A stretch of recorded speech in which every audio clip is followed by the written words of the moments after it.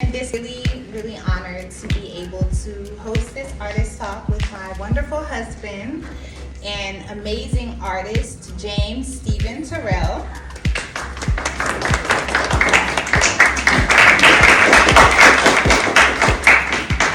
For his solo exhibition, Discombobulation, a collide of scope.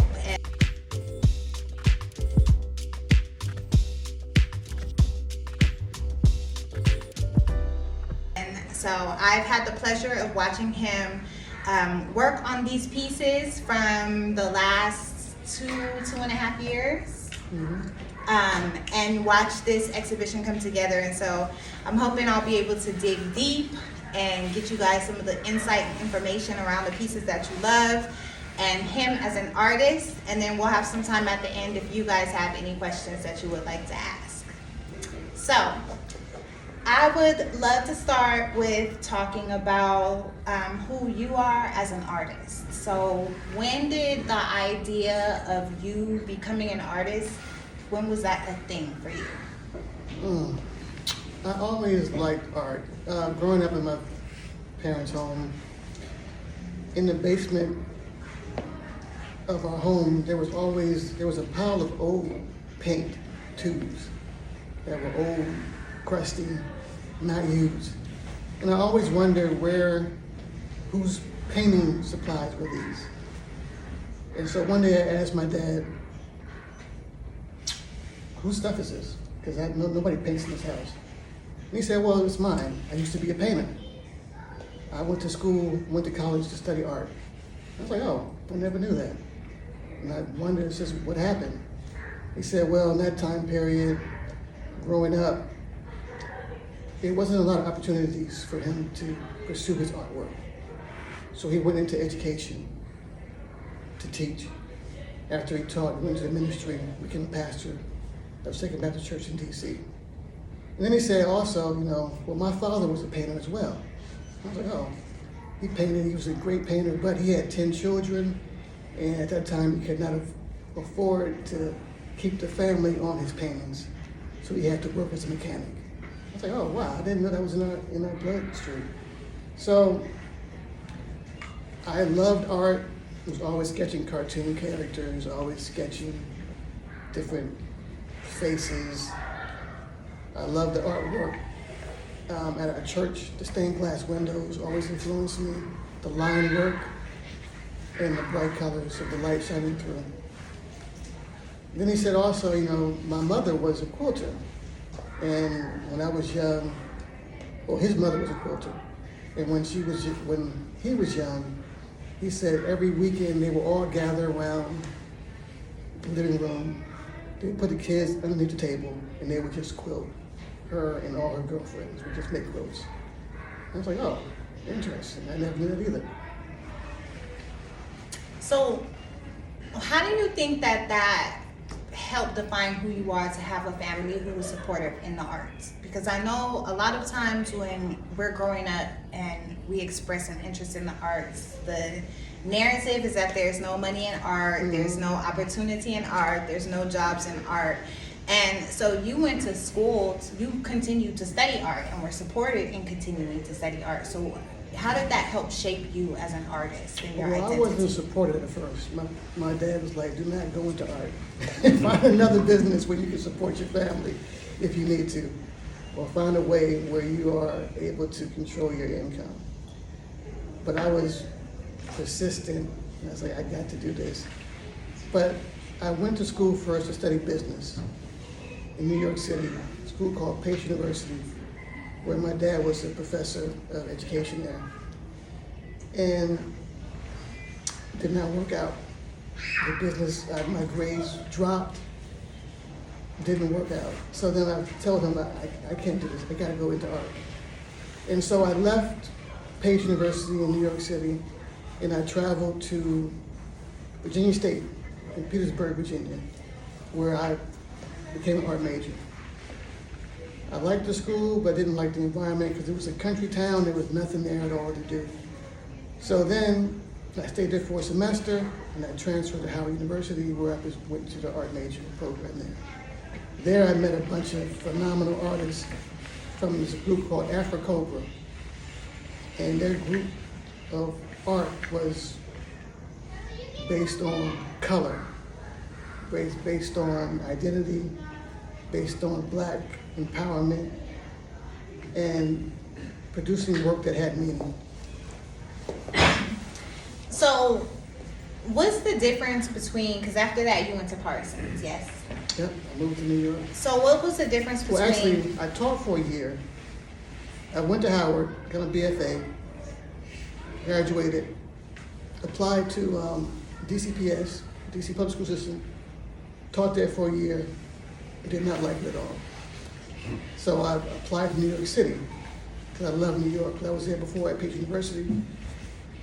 And I got into Parsons, which I applied to every art school in New York City. Got into Parsons. Told my parents I was moving to Parsons. They were like, no, you're not. I was like, I got my paper here. I'm going to work it out. I'm going. And they finally agreed, and I moved to New York City. So what was the difference in your experience from Howard to Parsons? And in terms of how you kind of found your voice as an artist? Oh man, at Howard, it was all about color and how to uplift your voice through your artwork. When I went to Parsons, they were saying I was doing too much color, too much line work, and to push it back a little bit.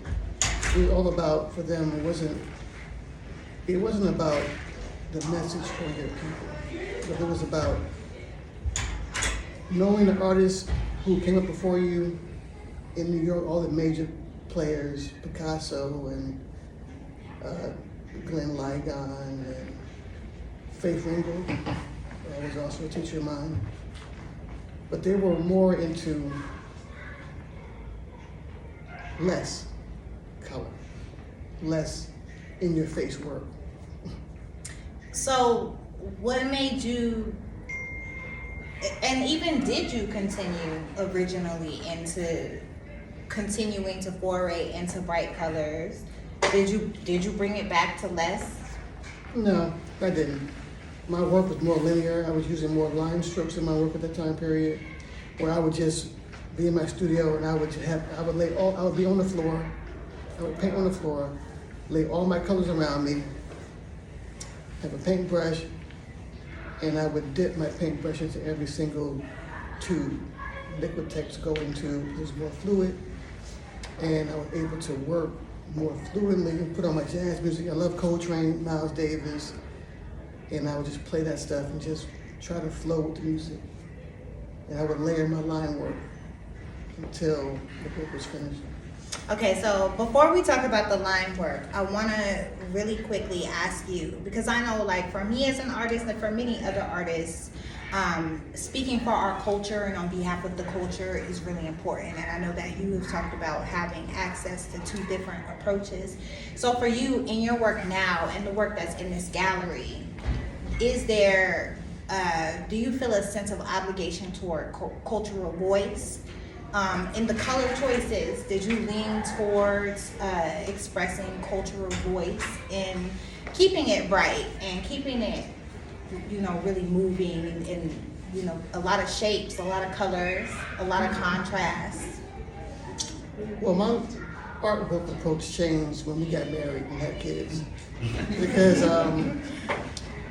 when I was by myself in New York, in my studio, I would lay all my colors on the floor and my canvas on the floor, and I would paint. Then when we got married and had kids, that changed because the kids would come in the room, knock paint over and stuff. They want to draw on the paintings while I'm doing it. And so I had to change my approach to how I presented the artwork. So I had to pick the canvas off the floor, put it on the wall, be more meticulous with it, and it just changed the whole approach because I couldn't just dip my paintbrush in each tube on the floor because the kids would run through it and just knock it all over. It happened many times.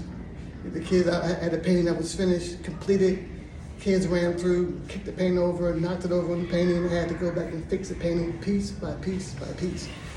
So that whole style changed. out the window. I remember that. You were super mad for a long time. When we met, you used to sit on the bed and you would have them spread out on the bed and you would sit and paint, or you would sit on the floor and paint. So, I do remember that. And I do remember kind of being like, I'm curious as to how, when I got pregnant, how this is about to change for you and change. It changed the whole approach to art, my whole approach. So is this style the child of you becoming a father? Basically, yes, it is. So walk me through it, because when I first met you, I remember one time we went to this boutique in Georgetown. The lady was a brain surgeon, and she asked you about your art, and you showed her one of your pieces, and she was like, this is the artery work of the body system. So it was like all these really intricate thin lines that were layered upon each other, but it was like the whole muscular and artery system, and like the veins, like it was all of that. Mm-hmm. Where I didn't know that, but she as a brain surgeon was like, oh, this is what all this different line work means. And so talk us through going from doing all of that type of line work, and then I think the pieces also in tone were darker. So talk us through what brought you to this, which I would characterize as more pop art in terms of the color approach. So how did we get here? COVID 2020 brought us here. And when I was a school teacher at the time, teaching art. I've been teaching art for about 15 years. And I was at a school called Woodridge, which I taught there for about 7 years. And when COVID hit, school shut down. When the school shut down, I was forced to be at home 24/7, nonstop. And they had cut classes, period, so I was just working. Well, no, you said, well, if school was shut down now, why don't you work, make a group of work now that you don't have to be in class all day. Make some work. Because I had stopped working. My work was inconsistent. I would do a piece here and there, but I was at school, so I couldn't work but so much because I'm at school nonstop. Come home, I'm just exhausted, playing with the kids, go to bed, get up, go to school again every day, same routine, like Groundhog Day. So then, when 2020 hit, I was able to sit down and reevaluate my artwork. And it changed my whole approach. So I knew I couldn't sit on the floor no more and paint. I couldn't put paint on the floor because the kids were home. And we homeschool our kids. They were home too with us. So I began to put the work up on the walls. But because of the whole COVID thing, it was like life had shattered. Everything that we used to do before was different. So the pieces are all like broken up. They're broken into lines, to shapes. They were shattered, and then we're trying to piece things back together again. That was the whole concept. How do you put your life back together after this crazy pandemic? And so by doing so, it reminded me of my church experience and the stained glass windows and the whole discombobulation of being, everything is crazy, upside down. How do you start again? How do you rejuvenate yourself, renew yourself? How do you put your life back together again? Because I wasn't used to being home with the kids all day. I was at school, she was at home with the kids, and that was a whole shock to me of being home with the kids non-stop, 24/7. I had to readjust my whole approach to everything. And in doing so, made me understand that, yeah, you break it, put it back together. But how do you put it back together so that it is properly put back together? So let me ask you this, because I, as a mom and as an artist, I know I had to relearn how to paint in spurts. So I remember there was a point where I could have like these overall concepts, and then I could just approach this overall concept.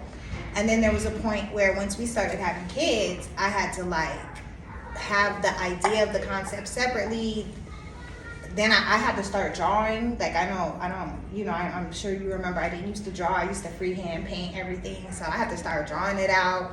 I had to start planning, like I have 30 minutes to paint this. I have 30 minutes to paint this.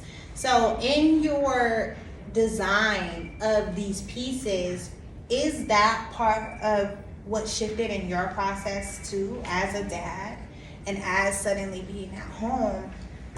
Because these are more shape-based in structure. Your other pieces, your earlier work is very line-based, it's very linear, whereas these are more shapes, and these are more flat colors, where your earlier work, I think, worked a lot more in terms of opposing color stories, because the line work was right up against each other. And we still have some of that like opposing color and the different tonal qualities going on in this work as well, but it's more shape-based, where I think that perhaps you maybe have had an opportunity to plan, or have had to learn how to plan ahead more. Can you talk to us a bit about, as a father and an artist, what that means for how you approach your work? Well, the work, yeah, it changed because of the fact that having the kids, I used to just put the paint down, put on some jazz music, some Jimi Hendrix music, and just paint, just free-flowing paint, nonstop. But then when we got married and had the kids, I had to be more precise with what I was doing, and the timing, because the kids want to come upstairs, they want to have time with me, want to have time with you. And I couldn't just use that same approach. I had to, I guess, piece it back together, like piece my life back together concept. Because the whole life had changed. And a lot of people grew apart during the pandemic, but I think we grew closer during the pandemic, where we were able to actually have something we were working towards. And I think it was strange because the pandemic allowed us to actually paint separately more consistently. So we were like spending more time together, but more time apart at the same time. yeah, I would paint upstairs, she would paint downstairs. And I think that then a narrative emerged. And so I want to talk about that a little bit, because, I remember we had a group show right before the pandemic, and everybody was like, oh, you guys' pieces are so similar, and we were both very frustrated because our pieces are not similar. Outside of the fact that we both explore portraiture and portraiture of Black folk, there's not similarities in our approach. Outside of the portraiture are the reasons why we paint and why we create. And so I think that both of us expressed some frustration about that. So then when we were in these separate spaces, these pieces started to come for you. So can you talk to us a little bit about what started to happen for you once you were like 100% in your own space? You told me you did not want people thinking our work was the same. So I tried to devise a way where they could not ever think this work was ever associated with any of you or anything else. So I tried to... Okay, wait. To be fair, it's very difficult for a Black woman to get into spaces. And I did not want to be the woman who was riding my husband's coattails. So I tried to devise a way where I could produce some work that was not anywhere similar to what we were doing before. So she could have her space and I could have my space. And so that's what this was about. That was part of it. So do you remember the first piece that you painted that was like, this is the direction I'm gonna go?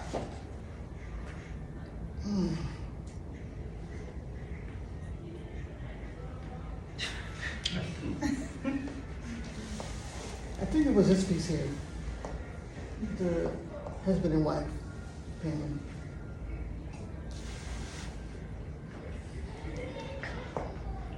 And so tell me why, because I remember you were doing, I think, this painting and this painting Actually, around no, the same it was time. this one.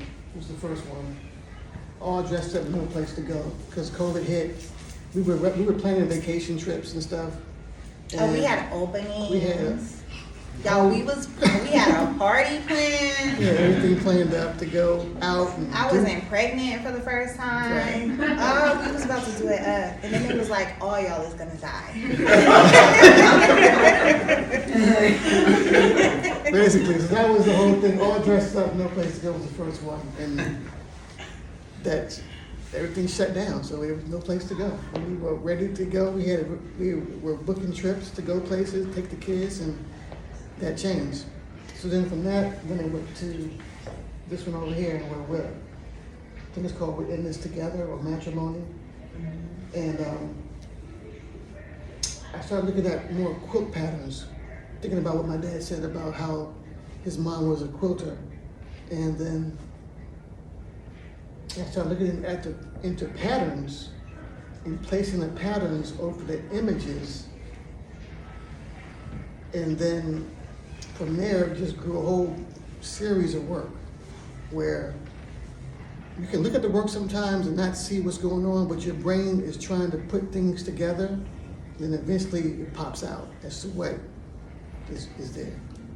So let's talk about that before we open up for questions. And one of the first pieces I want to talk about is this police officer piece over here.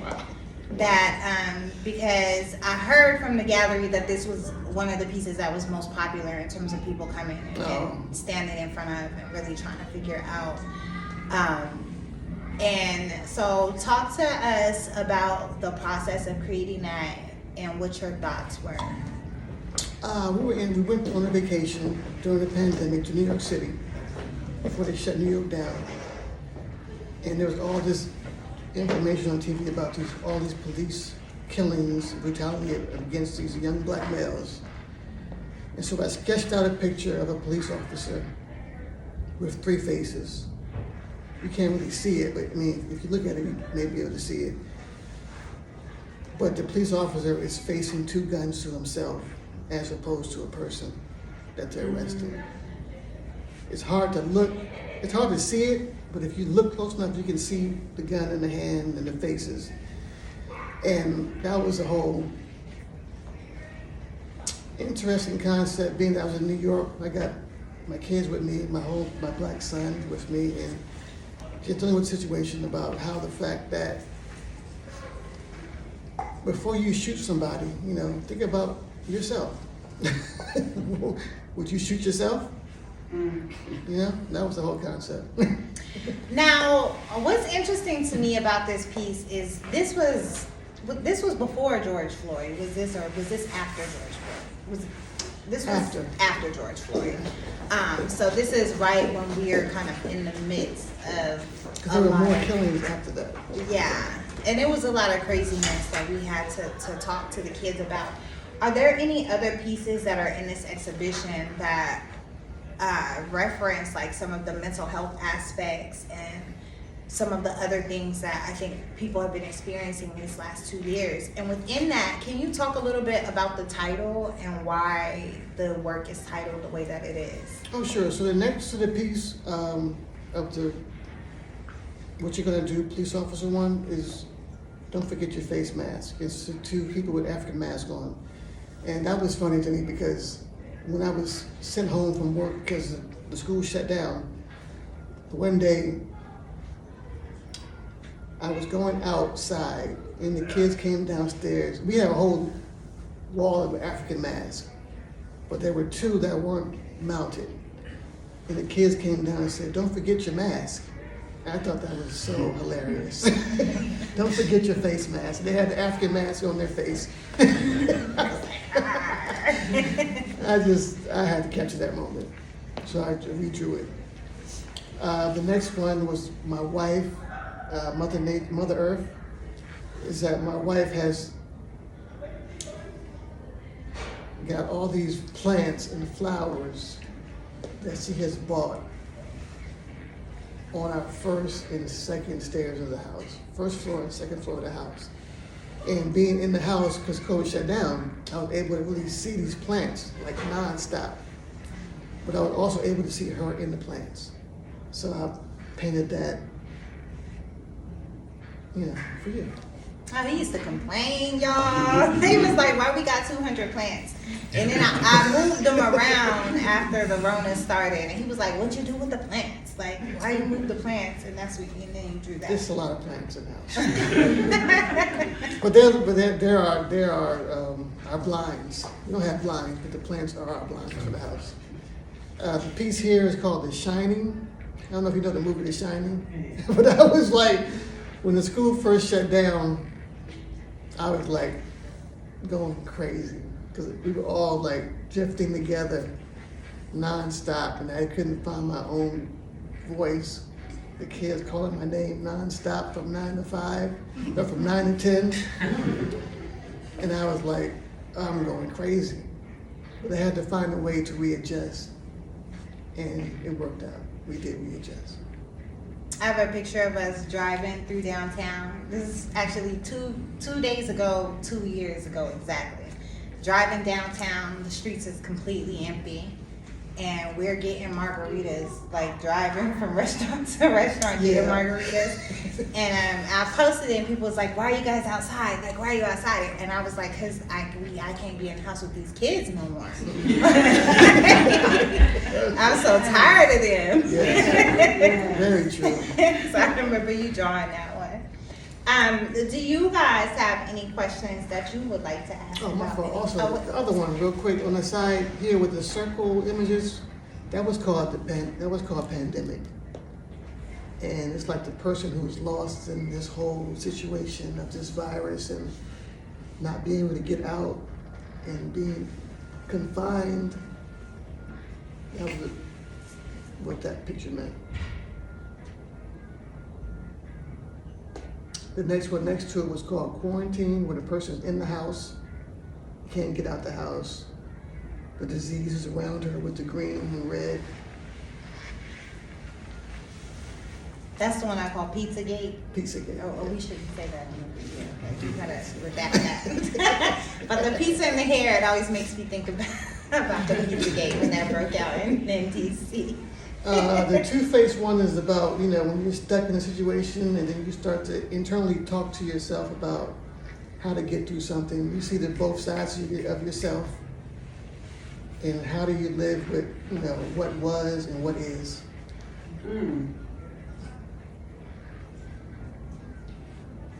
The one in the middle is called Discombobulation, where the person's just all confused. It's just all mixed up. So do you guys have any questions that you would like to ask? Yes, first of all, thank you both for sharing this intimate portrait and offering with us the world, because it's amazing. I do have a question about keeping Afro-Cobra alive and being an educator. As we all know, many of the Afro-Cobra artists are getting to a space in time that they're transitioning. And so, could you both speak to keeping Afro-Cobra alive, the information continuously passed down versus being somewhat diluted on the internet? They have a website. They need to bring more folks into their space, I would say. That's the whole thing. They're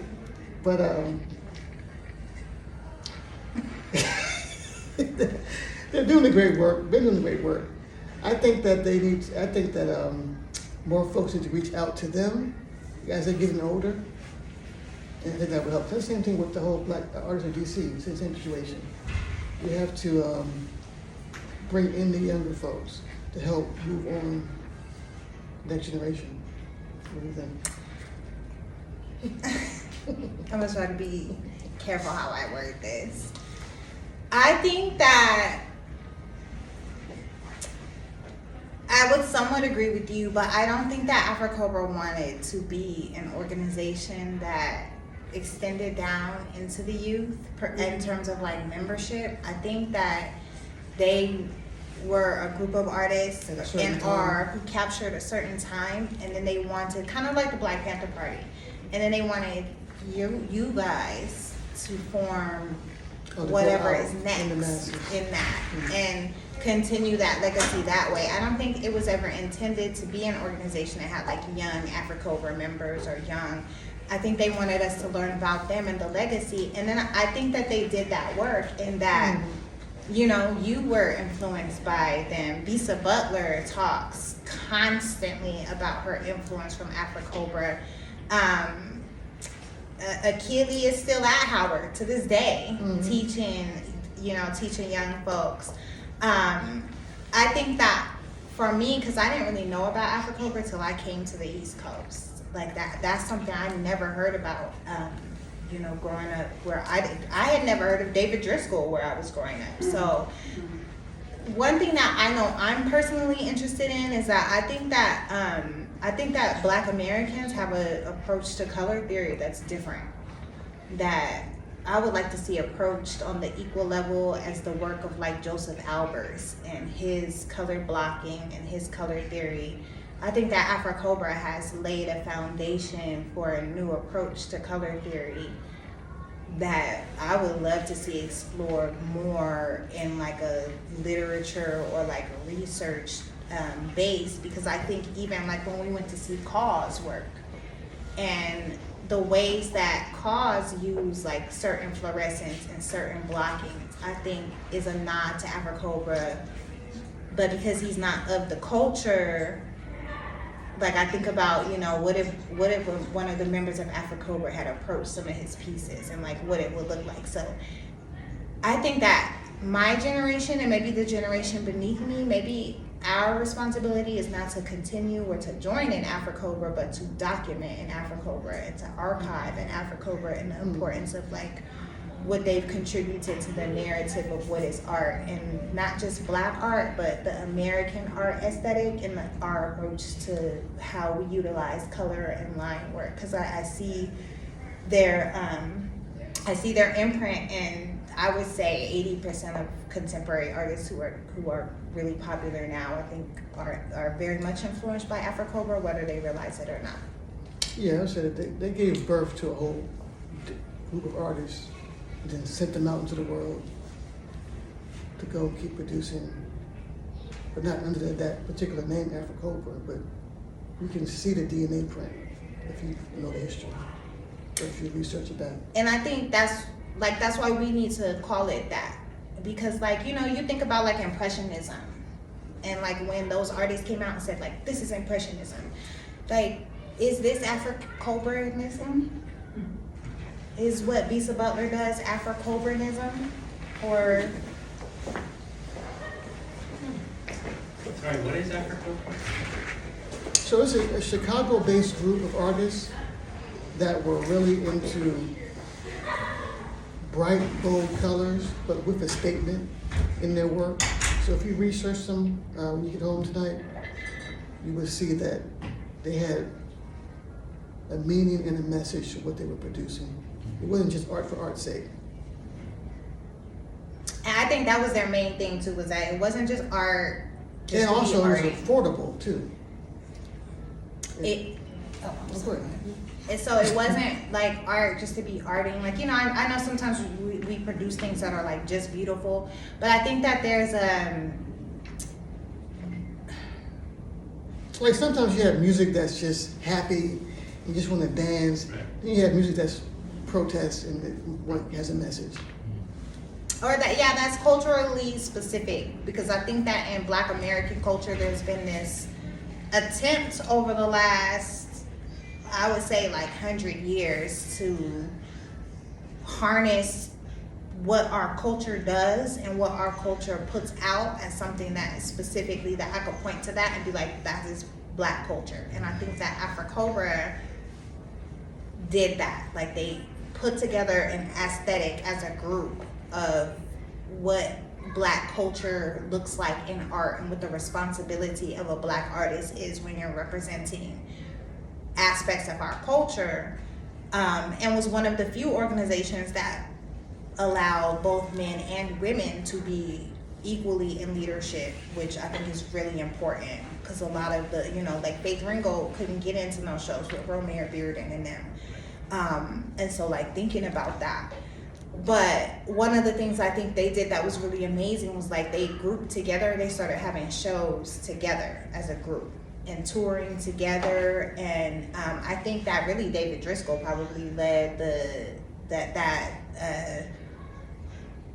the movement of these groups coming together and having these art shows and archiving their work together as groups. But then they all got into like the university, so they then began to influence how several generations of Black identified artists came out into the art scene, and the conversations that we have specifically with color as folklore, color as culture, the story of color, that I think that, and line work, I think that the ways that they've engaged line work have been widely revolutionary. Yeah, one thing that I would learn from them when I was at Howard was that they said, don't try to compete with the TV. Try to make something that's beyond the TV. Don't try to compete with the camera. The camera can take photographic pictures, make a great portrait. Try to go beyond that and try to move people forward beyond just a still regular portrait with each artwork. So there's amazing artists, Gerald Gibbs, Akili Ron Anderson. Frank Smith is one. There's a whole book. If you look up Afrocobra, there's a whole book. Jeff Donaldson that breaks down like all the artists who were of the main vessel, the artists who came on alongside them, and then some of their contributions to arts education. I have another question. Do you take specific decades or cultural trends within your inspirations?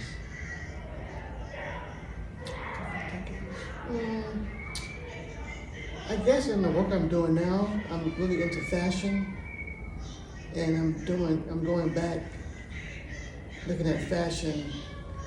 Now I'm using paper, so my next series is all paper work, collage work, and it's based on fashion, looking back at fashion of the past. And my mother has a high tea society where she works with youth and how to teach them etiquette. And I'm into this whole, doing the whole hat aspect, and my dad loves hats and suits, so I'm doing a whole aspect about how Black folks have dressed in certain eras.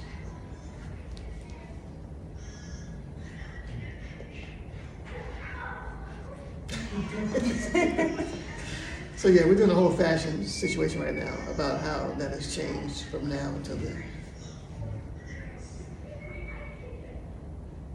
Do you guys have any other questions? There's not too many questions, so if you have more than one, please feel free to hit him with the question. I'll prod him if he doesn't answer it all the way. I have it. So can you tell us a little bit more about your thought process behind this one, the three heads, the three fists? Oh yeah, so that piece took a long time to do, man. So we were in New York City, watching the news, hanging out with the kids, and then that really struck me about how these police were some were getting off on these charges, some were getting lineal sentences, not really much. And so I was trying to just show that, first I was just going to do a two-phase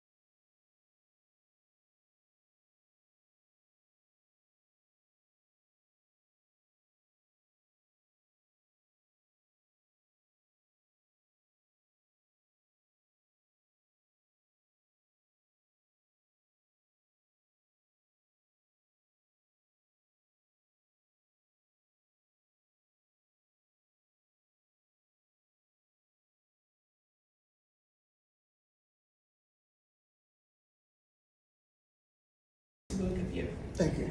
Thank you. Thank you.